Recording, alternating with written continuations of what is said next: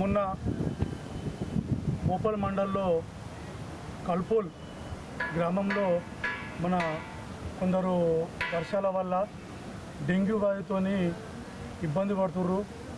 గ్రామమే జ్వరాలతో ఇబ్బంది పడుతున్నారని తెలుసుకొని మన ప్రియతమ నాయకులు నిజామాబాద్లో శాసనసభ్యులు కల్పోల్ గ్రామానికి 2 రోజుల ముందు డాక్టర్లను అరేంజ్ చేసి పంపించి వాళ్ళ మంచి చెడ్డలు చూడమని చెప్పి అక్కడ స్థానిక లీడర్లకు చెప్పి అక్కడనే ఉంచి వారి యొక్క మంచి చెడ్డలు చూస్తున్నప్పుడు, సార్ ఇక్కడ ఉన్నటువంటి వ్యక్తులు మిమ్మల్ని రమ్మని చెప్తా ఉన్నారు, మిమ్మల్ని గుర్తు చేస్తూ ఉన్నారని చెప్పి చెప్పగానే నెక్స్ట్ డేనే మా శాసనసభ్యులు భూపతి రెడ్డి గారు అక్కడికి వెళ్ళి నిజంగా చెప్పాలంటే జ్వరం వచ్చిందని తెలంగాణే స్టెతస్కోప్ తీసుకొని వాళ్ళ యొక్క ఆరోగ్యాన్ని తెలుసుకొని వారి యొక్క మంచిగా చూసుకొని వచ్చి వాళ్ళకి కావాల్సిన సౌకర్యాలు మన ప్రియతమ నాయకులు డాక్టర్ గారు కాబట్టి వారికి మంచి చెడ్డ చూసుకోవాలని చెప్పి ఆయనే దగ్గరుండి డాక్టర్ని పంపించి చూడడం జరిగింది. అందులో భాగంగానే కొందరు బిచ్చగాళ్ళు నిజామాబాద్ రూరల్లో రెడీ అవ్వడం జరిగింది.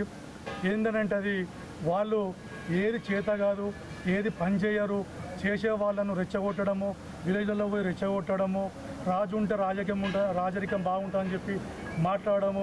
ఈ చేతగాని కొడుకు కొత్త బిచ్చగాళ్లకు మేము ఒకటే హెచ్చరిస్తూ ఉన్నాం, మీరు అక్షరం ముక్క రానోళ్ళు డాక్టర్ గురించి మాట్లాడము, కన్న తల్లిగా సుంటోటికి పంగనామాలు పెట్టి ఎమ్మెల్యే గురించి మాట్లాడము. ఇంకోసారికి ఇట్లా ఎక్కడన్నా కానీ ఈ బీజేపీ నాయకులు మీ చేతనైతే చెయ్యండి, కానీ ఇంకోసారి కానీ మా నిజామాబాద్లో శాసనసభ్యుల గురించి కానీ ఎక్కడన్నా మాట్లాడుతూ ఉంటే మేము కాదుగా మిమ్మల్ని ఊళ్ళల్లో ప్రజల తరిమి కొట్టే రోజులు దగ్గరలోనే ఉన్నాయి. మీకు చేతనైన సహాయం చేయాలి, కానీ మీకు సిగ్గు శరం మానం ఏమున్నా మిమ్మల్ని 2 సార్లు పర్యాయాలుగా మీ గుండు కానీ ఆ బండి కానీ ఈ గుడ్డోని ముగ్గురిని మీకు చెప్తా ఉన్నాం, మీకేమో చేతనైతే వచ్చి ప్రజలకు సహాయం చేయండి. నిజంగా చెప్పాలంటే 11 ఈరోజు 6 సంవత్సరాలు నడుస్తూ ఉంది ఎంపీ గారికి. ఒక్కనాడు కూడా ఒక్క గ్రామాల్లో పోయి ఒక్కరిని కూడా ఒక ఇంట్లో ఒక సచ్చిన బీజేపీ నాయకుల ఇళ్లలో పోయి సచ్చిన ఒక కుటుంబాన్ని పరామర్శించి తెలివిలేని ఇవి దద్దమ్మలు ఇలా శాసనసభ్యుల గురించి మాట్లాడుతూ ఉన్నారు.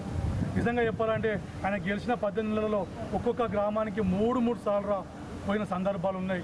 దగ్గర 8 కోట్ల సీఎంఆర్ఎఫ్ చెక్కులు పంపినవి ఉన్నాయి. దగ్గర 350 కోట్ల ఫండింగ్ తెచ్చిండు. ఆయన చదువుకున్నోడు, మేధావి, ఉద్యమకారుడు. నిజంగా చెప్పాలంటే యూత్ కాంగ్రెస్ని ఎమ్మెల్యే గారు